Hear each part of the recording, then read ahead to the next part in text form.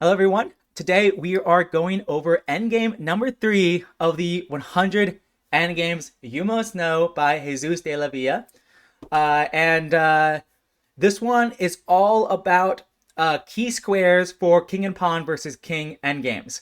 The previous endgame, we saw how to deal with these endgames if the pawn is already on the 6th rank. Now we're looking at it on how to win these endgames when the pawn is not yet on the 6th rank. So let's talk about the concept of key squares. And it's different depending on where the pawn is. So if the pawn is already on the 5th rank, then the key squares are the 3 squares directly in front of it. So in this case, e6, f6, and g6 if the pawn is on f5 here. And white, and whichever side, if the stronger side controls the key squares, they win. So if the side with the pawn is on the key square, they win the game. So let's look at it. So here it's white to move. And white is winning with king f6, forcing the black king to move. And white can step in to guard the promotion square and shepherd the pawn to the promotion and wins easily like so. So let's look at this exact same position, but with black to move. Is this endgame still winning? The answer is yes. So if black tries to maintain opposition with something like king e8, opposition does not matter here because white already controls the key squares and can win by just pushing the pawn. And as we know, as we learned from the last video on endgame number 2, if the kings are not opposing when the pawn reaches the 7th rank, it is winning. And white wins, white promotes very easily. So let's look at more examples. So we know the key squares for a pawn on the 5th rank are the 3 in front of it. However, what about if it has not reached the 5th rank yet? We'll go over that in a second. We actually have one more example because with a knight's pawn, it gets a little bit tricky actually because of stalemate opportunities. So one more example with a pawn on the 5th rank, but with a knight's pawn, white has to go. The easiest way to win is to go back on the 6th rank where you control the key squares, and you go from this side and push the pawn to victory and win from there. But of course you can't push the pawn immediately, something like this, because well, this is stalemate. So with a knight's pawn, it's a bit more tricky. You have to wrap around the right way. But it's still winning nonetheless. It just might require a bit more technique and a bit more care so you don't fall for any stalemates. Okay, now let's look at what happens if it's not on the 5th rank. So if the pawn is not on the 5th rank, then the key squares are the squares 2 ranks above. So in this case, we're talking about c6, d6, and e6 if the pawn is on d4. So if white can get to one of these squares, white wins. The stronger side, the one with the pawn, wins the game. So a move like king e5 would blunder the game because now black maintains opposition, preventing white from getting to a key square and therefore securing the draw. So something like this could happen. And this, if you start pushing the pawn, of course we know from the last video that this is a draw. We know that this is a draw from the last video. So the only winning move is actually king d5. Black cannot maintain opposition to prevent access to the key square, and therefore white wins like so. Getting the king to secure the promotion square and the path of the pawn. So white wins here pretty easily. Okay, let's look at another example here.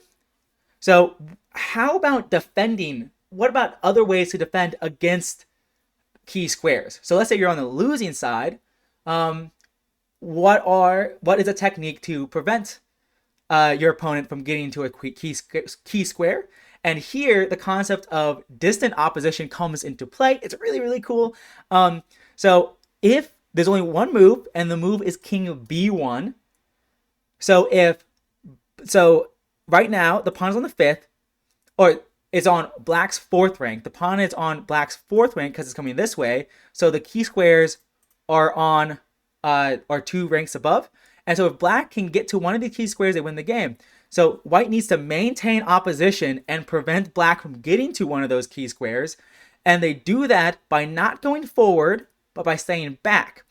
If you go forward, black steps forward, and guess what? Black has opposition, and no matter what white does, they have to move and give up control of one of these key squares, and therefore black will win. So for example, something like this, black gets a key square, gets on a key square, and now white loses pretty easily. We've seen variations of this, and yeah, it's very, very simple. Black will shepherd the pawn to promotion. But if white stays back to b1, now if black steps forward here or here, doesn't really matter. White maintains opposition and prevents black from getting onto one of these key squares, and therefore secures a draw. Super, super cool. And we're going to see variations of different types of distant opposition as we go forward, or in most endgames, I mean. Not most endgames, but yeah, as we go forward, we'll see more examples of this. And so here, and as we know, this is a draw. Perfect. And let's go through one more example here about key squares. So here we see that the pawn is on the 3rd rank. So it has not reached the 5th yet. So therefore, the key squares are the three squares that are 2 ranks further. So in this case, or it will be these 3. And white has control of the key squares, and therefore is winning. The simplest way to win, so right now black has opposition, so it's white to move. So if white moves, black can maintain opposition. Many moves are winning, but probably the simplest way is to just push the pawn, and now black has to move, and now white steps in, and if the king goes back, for example, you can simply win like we do for the other endgames, and we use the pawn.